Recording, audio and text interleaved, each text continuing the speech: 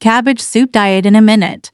Your fast track to weight loss. Quick weight loss. Want to shed some pounds quickly? The Cabbage Soup Diet might be your answer. This short-term weight loss plan features a delicious soup made primarily of cabbage, along with various vegetables. Here's how it works. Eat as much soup as you want, plus adhere to specific foods each day, including fruits, vegetables, and lean proteins. Benefits: rapid weight loss, detoxification, and budget-friendly meals. But remember, this diet is only for a week and should be followed with caution. Always consult with a healthcare professional before starting any diet. What to expect each day. Day 1. Eat only fruits, except bananas. The first day is all about the soup and fruits. Day 2. Focus on vegetables, particularly leafy greens. Enjoy a baked potato with butter for dinner. Day 3.